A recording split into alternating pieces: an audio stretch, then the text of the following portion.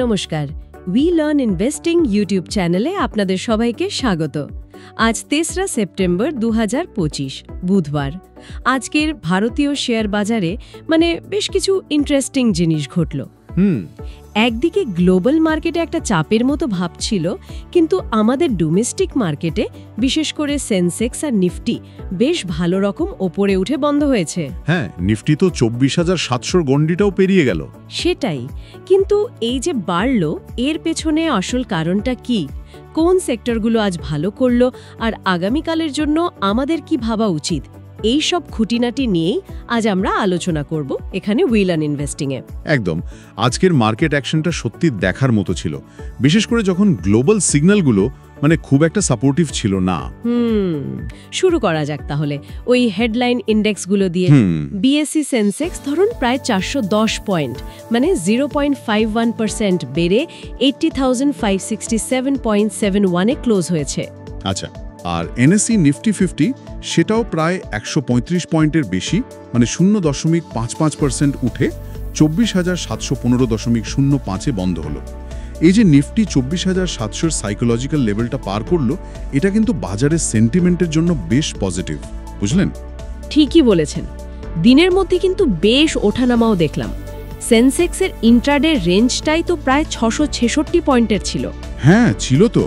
সর্বোচ্চ ৮০,৬৭১ ছুঁয়েছিল। আবার দেখুন, সর্বনিম্ন ৮০,০০৪ পর্যন্ত নেমে গেছিল। এটা কি এটাই দেখাচ্ছে যে একদিকে ডোমেস্টিক কারণ বাজারকে ঠেলছে, আর অন্য দিক থেকে গ্লোবাল চাপ আসছে, একটা টানা পড়েন? অনেকটা সেরকমই। তবে দিনের শেষে ডোমেস্টিক কারণগুলোই কিন্তু জিতেছে। আর দেখুন, শুধু বড় কোম্পানিগুলোই নয়, ব্রডার মার্কেটও কিন্তু এই র্যালিতে ভালো মতো অংশ নিয়েছে। ও আচ্ছা, মিড ক্যাপ স্মল ক্যাপগুলো কেমন করলো? বিএসসি স্মল ক্যাপ সূচক প্রায় 0.৯% আর মিড ক্যাপ সূচক 0.৭% বেড়েছে। এনএসসির ক্ষেত্রেও দেখুন, নিফটি মিড ক্যাপ 100 প্রায় 0.65% বেড়ে 57,৩৪৫-এর ওপরে, আর নিফটি স্মল ক্যাপ 100 প্রায় 0.৯% বেড়ে 17,৭৪৮-এর কাছে বন্ধ হয়েছে। তার র্যালিটা বেশ ছড়ানো ছিল। একদম। এই যে মিড ক্যাপ আর স্মল ক্যাপের ভালো পারফরমেন্স, এটা প্রমাণ করে যে আজকের বৃদ্ধিটা ছিল বেশ ব্রড বেসড, বুঝলেন?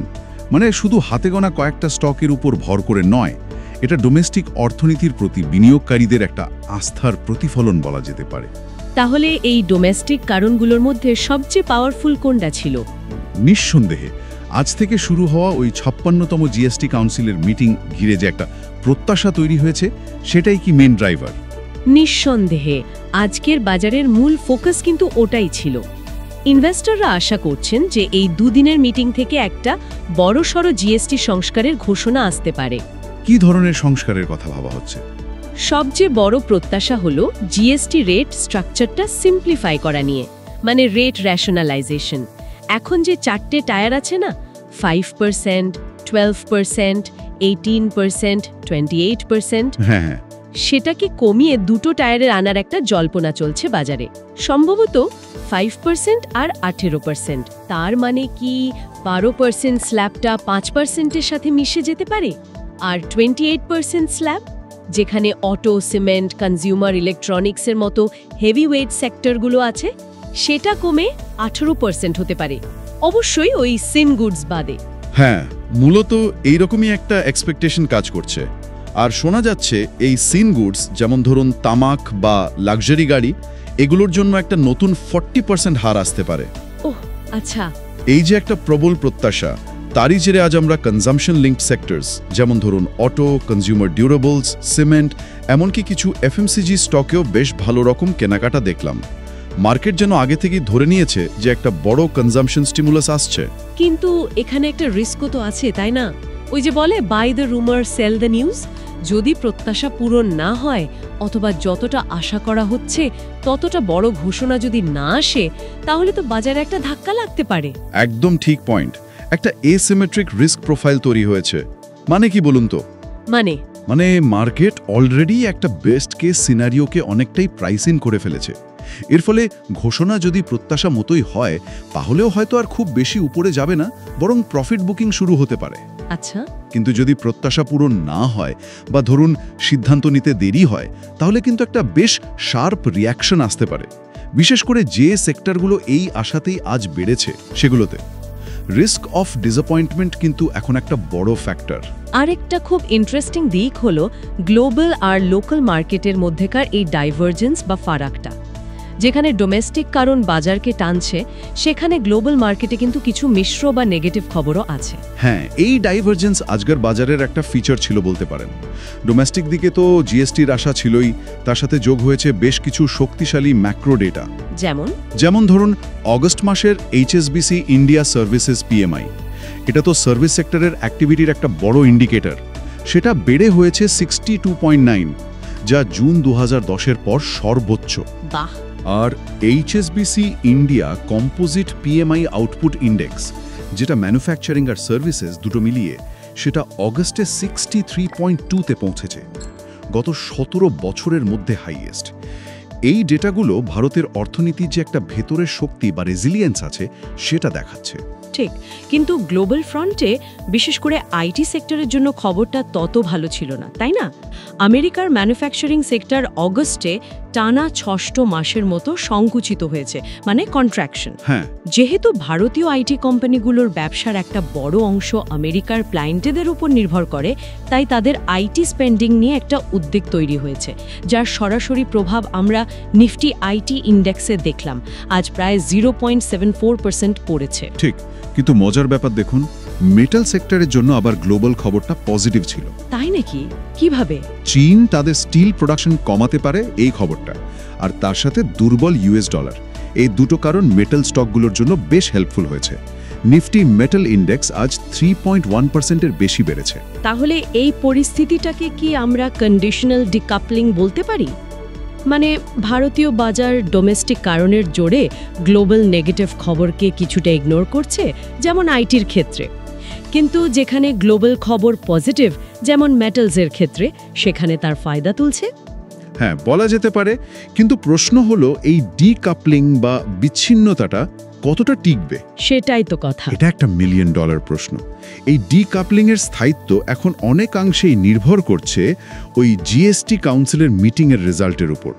যদি ডোমেস্টিক কারণটা, মানে জিএসটি সংস্কার, প্রত্যাশা পূরণ করতে না পারে, তাহলে কিন্তু গ্লোবাল টেনশনগুলো, বিশেষ করে আমেরিকার ইকোনমি বা জিওপলিটিক্যাল টেনশন, আবার মার্কেটের ড্রাইভিং সিটে চলে আসতে পারে। আচ্ছা, এবার একটু আজকের দিনের ওইসব স্টকের দিকে তাকানো যাক, যেগুলোতে অস্বাভাবিক বেশি ভলিউম দেখা গেছে, মানে ভলিউম শকার্স। সব তো বলা সম্ভব নয়, কিন্তু কয়েকটা উদাহরণ যদি দেখি, যেমন ধরুন TBO টেক লিমিটেড, হসপিটালিটি সেক্টরের, আজ প্রায় 50 লক্ষ শেয়ার ট্রেড হয়েছে, যেখানে এর অ্যাভারেজ ভলিউম থাকে 1.5 লক্ষের মতো, মানে 32 গুণেরও বেশি। স্টকটাও 15%-এর ওপর বেড়ে 1591 টাকায় বন্ধ হয়েছে।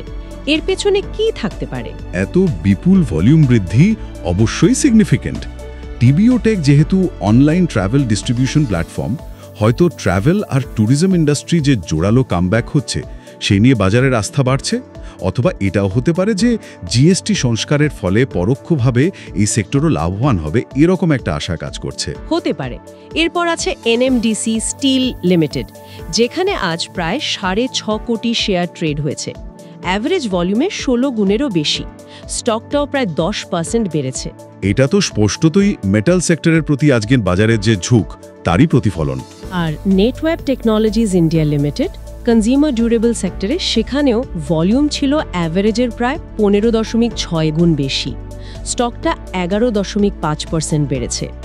হেলথ কেয়ার থেকে পিরামাল ফার্মা লিমিটেডও ভলিউম প্রায় 13 গুণ, স্টক বেড়েছে 7.7%। এই যে এক্সট্রা অর্ডিনারি ভলিউম, এগুলো তো দেখিয়ে দেয় বাজারের অ্যাকশনটা ঠিক কোন কোন পকেটে ছিল। একদম, এই ডেটাগুলো বাজারের সেন্টিমেন্ট বুঝতে সাহায্য করে। কোথায় স্মার্ট মানি যাচ্ছে তার একটা হালকা আঁচ পাওয়া যায় আর কি। আপনারা শুনছেন উই লার্ন ইনভেস্টিং। আচ্ছা, এবার তাহলে সেক্টরাল পারফরমেন্সের দিকে আর একটু ডিটেলে যাওয়া যাক। লিডার তো অবশ্যই ছিল metal sector. Nifty metal index বেড়েছে 3.11%। হ্যাঁ, মেটাল স্টকগুলোতে আজ দারুণ তেজ ছিল। টাটা স্টিল প্রায় 6% বেড়ে 167.83 টাকায় বন্ধ হয়েছে। সেল 5%-এর বেশি উঠেছে, হিন্দালকো 3%-এর বেশি, জেএসডব্লিউ স্টিল প্রায় 3%। কারণগুলো তো আমরা আগেই বললাম, ওই চীনের খবর, দুর্বল ডলার আর কিছু অ্যানালিস্টের পজিটিভ কমেন্ট্রি। মেট্রো ছাড়া আর কোনো সেক্টর সামনে ছিল? নিফটি পিএসইউ ব্যাংক সূচক প্রায় 1% বেড়েছে দেখলাম। নিফটি ফার্মা আর হেলথ কেয়ার সূচকও প্রায় 1% করে বেড়েছে। নিফটি ব্যাংক বেড়েছে 0.76%, ইন্ডাসইন্ড ব্যাংক ওখানে ভালো করেছে, প্রায় 2.21% বেড়েছে। আর অবশ্যই অটো এবং কনজিউমার ডিউরেবল সেক্টর দুটোই প্রায় 0.7% করে উঠেছে। এদের কারণটা তো একদম পরিষ্কার, ওই জিএসটি সংস্কারের আশা। হ্যাঁ, অটোতে 28% থেকে 18% হওয়ার আশা। মহিন্দ্রা অ্যান্ড মাহিন্দ্রা তো আজ সেন্সেক্সের টপ গেইনারদের মধ্যে ছিল। ঠিক। আর কনজিউমার ডিউরেবলসেও জিএসটি হার কমলে ফেস্টিভ সিজনের চাহিদা বাড়বে এই আশা। টাইটান কোম্পানির পারফরম্যান্সও বেশ ভালো ছিল। অন্যদিকে যারা পিছিয়ে ছিল, মানে ল্যাগার্ডস, তাদের মধ্যে প্রধান ছিল নিফটি আইটি, 0.74% পড়েছে। হ্যাঁ, আমেরিকার ওই দুর্বল ম্যানুফ্যাকচারিং ডেটা আর ক্লায়েন্ট স্পেন্ডিং নিয়ে উদ্বেগের কারণে ইনফোসিস প্রায় 1.25% আর উইপ্রো 0.55% পড়েছে। হেভিওয়েট স্টকগুলোর এই পতনে পুরো সেক্টরটাই নিচে নেমেছে। এছাড়া কিছু প্রফিট বুকিং দেখা গেছে নেসলে ইন্ডিয়া, এইচডিএফসি লাইফ, এনটিপিসির মতো স্টকে। আজকের দিনে কিছু গুরুত্বপূর্ণ কর্পোরেট খবরও চোখে পড়ল। এমএনএ ফ্রন্টে ইউপিএল একটা সাবসিডিয়ারি কিনছে, ওয়ারি এনার্জিজ দুটো কোম্পানি অ্যাকোয়ার করছে। এগুলো কি সেক্টর কনসলিডেশনের দিকে ইশারা করছে? অবশ্যই। বিশেষ করে ওয়ারি এনার্জির পদক্ষেপটা রিনিউয়েবল এনার্জি স্পেসে কনসলিডেশন বা একত্রীকরণের দিকেই ইঙ্গিত করছে। আবার দেখুন, জাইদাস ওয়েলনেস কিছুদিন আগে একটা ব্রিটিশ কোম্পানি কিনেছিল, তারপর থেকে স্টকটা ভালো পারফর্ম করছে। এটা তাদের গ্লোবাল স্ট্র্যাটেজিকেই সাপোর্ট করে। কন্ট্রাক্ট জেতার খবরও ছিল। টিসিএস একটা বড় ইউরোপিয়ান ডিল জিতেছে। কোয়াড্রেন্ট ফিউচার টেক রেলটেল থেকে কবচ সিস্টেমের জন্য একটা বড় অর্ডার পেয়েছে। আর PNC Infratech Varanasi airport expansion প্রজেক্টের L1 বিডার হয়েছে। এগুলো তো নির্দিষ্ট কোম্পানির জন্য অবশ্যই ভালো খবর। রেগুলেটরি ফ্রন্টেও কিছু মুভমেন্ট ছিল। ইয়েস ব্যাংকে সিসিআই থেকে একটা ফরেন ইনভেস্টমেন্টের জন্য অ্যাপ্রুভাল মিলেছে। আর একটা গুরুত্বপূর্ণ ডেভেলপমেন্ট হলো সেবির নতুন নিয়ম, intraday equity index derivatives position monitoring সংক্রান্ত। এটা 1 অক্টোবর থেকে চালু হবে। ভবিষ্যতে ট্রেডারদের রিস্ক ম্যানেজমেন্ট স্ট্র্যাটেজির ওপর এর প্রভাব পড়বে কিন্তু। আচ্ছা, আর এফআইআই অ্যাক্টিভিটি কেমন ছিল গতকাল, মানে 2 সেপ্টেম্বর? প্রভিশনাল ডেটা যা বলছে, এফআইআইস বা বিদেশি বিনিয়োগকারীরা গতকালও নেট সেলার ছিলেন। প্রায় 1160 কোটি টাকার শেয়ার বিক্রি করেছেন। ও, কারণটা কি হতে পারে? Global risk? হ্যাঁ, গ্লোবাল রিস্ক, আমেরিকার বন্ড ডিল বেড়ে যাওয়া, এগুলোই কারণ হতে পারে। কিন্তু অন্যদিকে ডিআইআইস, মানে আমাদের দেশীয় প্রাতিষ্ঠানিক বিনিয়োগকারীরা, মিউচুয়াল ফান্ড, ইন্স্যুরেন্স কোম্পানি, তারা কিন্তু জোরদার নেট বায়ার ছিলেন। প্রায় 2550 কোটি টাকার শেয়ার কিনেছেন। বাহ, এই যে একটা ব্যালেন্সিং অ্যাক্ট চলছে, এফআইআই বিক্রি করছে, ডিআইআই কিনছে, এটা কি বাজারের স্থিতিশীলতার জন্য ভালো? ইন্ডিয়ান ইকোনমির উপর ভরসা আর রিটেল ইনভেস্টার্সদের এসআইপির মাধ্যমে যে কন্টিনিউয়াস ফ্লো আসছে, এগুলি ডিআইআইদের কেনার ক্ষমতা যোগাচ্ছে। তবে এটাও মনে রাখতে হবে, যদি কোনো কারণে ডিআইআই ফ্লো কমে যায়, তখন কিন্তু বাজারের রিস্ক বেড়ে যেতে পারে। ঠিক। তাহলে উই লার্ন ইনভেস্টিংয়ের দর্শকদের জন্য আজকের আলোচনার একটা সামারি যদি করি, আজকের বাজার মূলত ডোমেস্টিক ফ্যাক্টর, বিশেষ করে জিএসটি মিটিং ঘিরে যে একটা দারুণ আশা তৈরি হয়েছে তার উপর ভর করে বেড়েছে। সেন্সেক্স ৮০,৫০০ আর নিফটি ২৪,৭০০ গুরুত্বপূর্ণ লেভেল পার করেছে। ঠিক। কনজাম্পশন লিঙ্কড সেক্টরস যেমন অটো, ডিউরেবলস আর তার সাথে মেটাল সেক্টর ছিল প্রধান চালক। অন্যদিকে আইটি সেক্টরে গ্লোবাল চিন্তার প্রভাব স্পষ্ট।